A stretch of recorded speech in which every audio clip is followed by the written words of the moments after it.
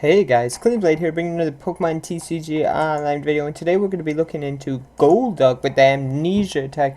Does 20 damage, and then you get to choose whether or not your opponent can use an attack, or well, one of his attacks, and if he only has one attack, then he can't use it. So this can be really good against Seismitoads, stuff like that. So let's just jump straight into the deck profile. We'll explain things as we go over them, okay? So we're running 3 Shaman EX, mostly just for consistency. Setup's a really good card to draw. Sometimes we do the turbo power and sometimes we don't. So we're just running 3, not 4. 4 is a little bit much. You don't really want to try and open it that much. But yeah, 3 is just perfect. Then we're running Scrap and of course Dragalge, just a 1-1 line. Poison Barrier is pretty helpful. You could debate running 2 because some people tend to Lysander it out, some people don't. So it's really iffy whether or not to run 1 or 2. But Dragalge is really good in this deck, makes your opponent can't retreat, and if they only have like Mega Gardevoir up who only has Brilliant Arrow, you can Lysander, not Lysander, Laser, Amnesia it, and then have this Poison Barrier up, and it can attack, and it's taking 50 damage a turn, 70 with Muscle Band, and that's just a lot of damage for someone to take, so Dragalge is really good. Then, of course, we're running 4 Psyduck and 4 Golduck with the Amnesia ability. Occasionally you'll use Aquafall. You can make it do 110, 140 with Verbank Muscle Band. Verbank Muscle Band Laser, so that's really good. So occasionally you use it, but the downside is you discard all your energy, which you don't run too many energies, so it's mostly as a finisher. But let's just move on to the items. Golduck's just pretty self-explanatory himself. We're running 1 computer search just for search, essentially. I mean, why wouldn't you run computer search? It does say search. Discard 2 cards, get any card. Sometimes you need laser, sometimes you need a Verbank, sometimes you need hammers. So computer search is just really good. Then we're running 3 crushing hammers. Flip a coin. Get the heads, you kind of just win games. Because crushing hammer is really good. If you get heads, you kind of win games heavily. Same with the next card, Hypnotoxic Laser. I almost said Verbank City Gym. But Hypnotoxic Laser is really good because it poisons them. You're doing 30 damage counters, then you have the chance to sleep. And if they stay asleep, it really kills your opponent so hard. It just basically locks them down and they really can't do much whatsoever about it. And it just really hurts them. And then we're just running 1 switch. I only run 1. Because Shaman does have a 1 retreat cost, so same with Dragalge. So if we really need to, we can just discard one of our energies. We are running 8 energies, so that is something to keep in mind when you are thinking about plays like that. But most of the time, it really doesn't come into factor. If your Golduck dies, you probably only lose 1 energy as it is. So as long as they don't Lysander Shaman up constantly to try and get around your lock and stuff like that, it really doesn't become that big of a deal. So we just run the 1 switch. We run 4 Trainer's Mail. Trainer's Mail is really good. I've said this a billion times in all my videos. You really should be running Trainer's Mail if you're in your deck. If you're not, it's just too good of a card to pass up. And yeah, let's just move on. We're running 4. The staple is what I call it. Ultra Ball. Ultra Ball is too good. You can't pass it up. Just search for anything, any monster in your deck or monster Pokemon in your deck. And basically get it without any hassle whatsoever. Just discard 2 cards from your hand. And we have Shaman to refill our hand. And so Ultra Ball is just a really good card in this deck. Then we're running 3 VS Seeker, not 4, just 3. I feel like 4 is a little bit too much because sometimes you even occasionally dead draw with this deck, even though we are running a more heavy supporter line. But it happens occasionally, even with Shaman and stuff like that. You just can't draw everything perfectly every single time. So that's why we just run the 3 VS Seekers. 4 is just too cloggy in my opinion. Then we're running 2 Chorus.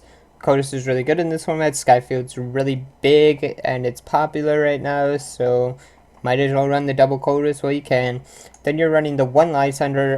Lysander's good in this deck, but it's not a game breaker. Occasionally you Lysander something out, lock it down, and they lose because they can't attack or anything like that, and it just changes the game sometimes. But sometimes it's just kind of a dead card, so it's kind of like a 50-50 gamble whether or not Lysander actually becomes good in this deck or not. So keep that in mind. Then we're also running 4N because N is really good. Sometimes you don't want to discard your hand because your hand's really poor, but it's still like decent, if that makes sense. It's like poor, but you don't want to discard the cards that are actually in your hand. That's why we run 4N over 4 Sycamore, and we only run 3 Sycamore.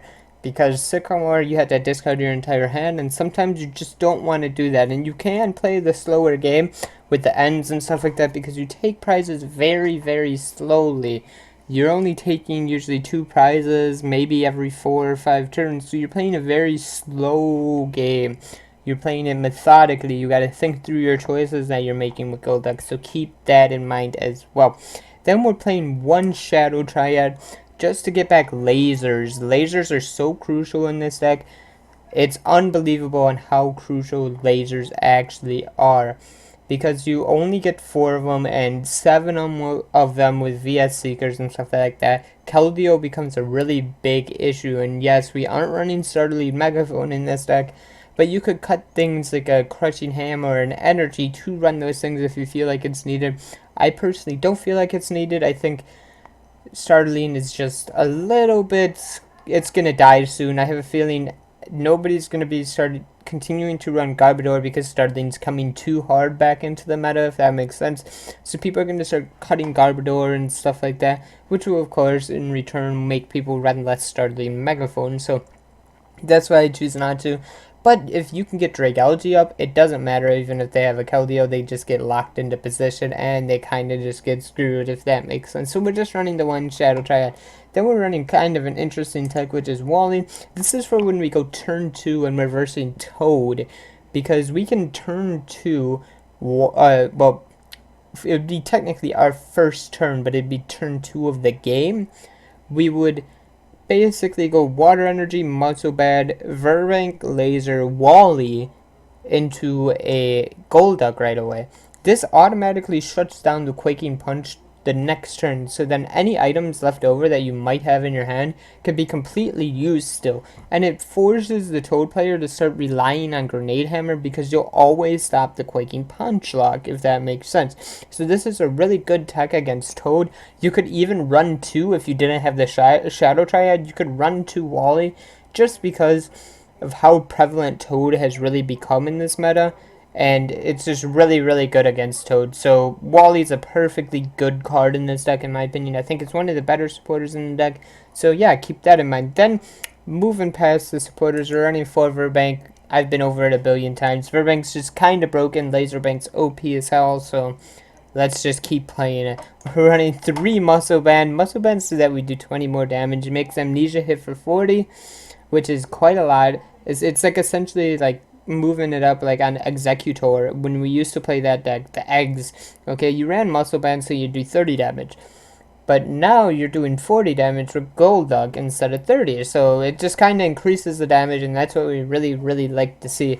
So that's basically the end of our trainer lineup. Then we're running 8 water energies. There's no need to run any other energies because Golduck only uses water energies essentially. There's no reason to use DCEs for Shamans and stuff like that. You could, because you can use Amnesia on a colorless energy, I do believe. So you could run 4 DCE and 4 for Shaman and stuff like that. But I just run the 8 water. It has 1 retreat cost as it is, so you don't need to Sky Return often whatsoever. And basically, it's just, I don't know, it's really just personal opinion, I think, on that matter. So yeah, thank you guys so much for watching this deck profile. If you guys liked the video, hit the thumbs up button down below. Let me know what you think in the comment section below. We'll play this deck on Analytical Tuesday. So for those who are all waiting to see how this deck plays and stuff like that, go be ready for that. And you can also check out my live stream. I play it occasionally on my live stream at twitch.tv/Cleanblade. So you can go over there. I stream early afternoon Central Time, sometimes into later afternoon Central Time. So yeah, thank you guys so much for watching. We'll see you guys next time. Peace out.